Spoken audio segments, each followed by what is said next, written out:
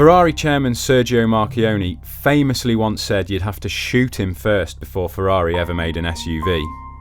However, Ferrari is actually no stranger to four-wheel drive. The FF was the closest thing you could get to a Ferrari 4x4, and it mixed luxury with bonkers supercar performance. But far from being the odd one out, Ferrari's always had history with four-seaters, and it's refined the formula even further with this. You're looking at Maranello's latest masterpiece, the GTC4 Lusso. So, what's different? Well, for a start, there's a name. GTC4 Lusso just sounds a little bit more right for a near £250,000 Super GT. Lusso literally translates from Italian as luxury, so compared to the fairly mental 488 and F12, the GTC4 is a little bit different. For a start, you get two back seats and a boot, hence the shooting brake shape and the hatchback.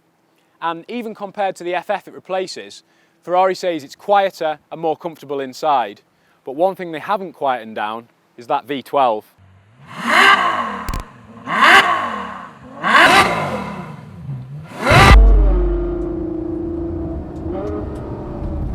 It's a 681 brake horsepower, 6.3 litre monster. And it reminds you how beautiful big naturally aspirated engines are, so there's no turbos here. And while power's up 30 bhp compared to the FF, it also makes 697 newton meters of torque, but 80% of that's available from just 1,750 RPM. So, coming out of hairpin corners like this, you can just leave it in third gear, let the engine pull, and God, the torque on offer, it just hauls you up an incline and out of a corner like that. But it's all about the top end with this engine, it really is.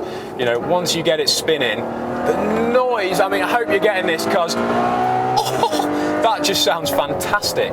This has got to be one of the best sounding naturally aspirated engines ever, I think so. And with all that extra grunt, it's dropped 3/10 on the 0 to 62 time compared to the FF. So the GTC4 now does it in 3.4 seconds. Just listen to that. The GTC4 Lusso might be more comfortable, and despite the raucous engine, a quieter cruiser, but inside the big body there's a beautifully crafted interior too. A new 10.25-inch touchscreen and Apple CarPlay are big improvements, but the GTC4 also looks sharper with subtle updates to the styling. And those back seats and a 450 litre boot actually make it reasonably practical. There's also more chassis tech than ever. It gets four-wheel steering from the F12 TDF, which makes the car feel nimble and agile like a big four-seat GT has pretty much no right to. Don't forget, with options the GTC4 weighs nearly 2 tonnes. And there's a clever but unconventional four-wheel drive system that takes power off the front of the engine for the front wheels. Altogether, it means you can carry massive speed through corners and accelerate ridiculously hard out of them. This is the button that will make all the difference in the UK though. Push that and you put the GTC4 into bumpy road mode. Now, using the side slip control system, that just slackens off the dampers and it means the car just flows really nicely.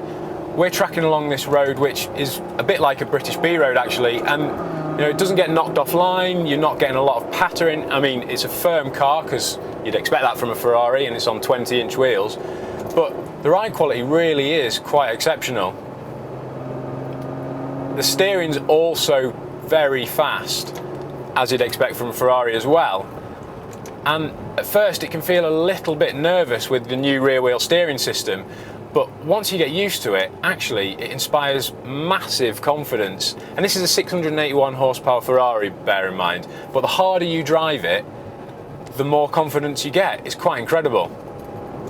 You can change the character of the car with the usual Manatino switch down on the wheel here, so you've got ice and snow mode, wet, comfort and sport. And as you ramp them up, the car just becomes that little bit sharper. And then if you go all the way off, even with all the systems disengaged, the level of traction on offer is quite incredible. You know, you can just really lean on the front axle and take plenty of liberties.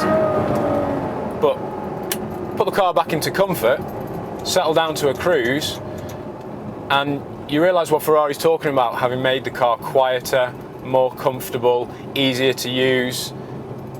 It's quite a brilliant car. The GTC4 Lusso is mesmerizingly good to drive, but it's also a brilliant GT car, and it's better than ever at both.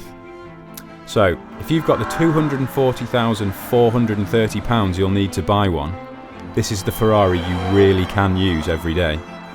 Click on the window on the left to watch our review of the Ferrari 488 Spider, or on the video on the right for the Ferrari F12. Don't forget to click on the play icon to watch our latest review, and on the Auto Express logo to subscribe to our channel.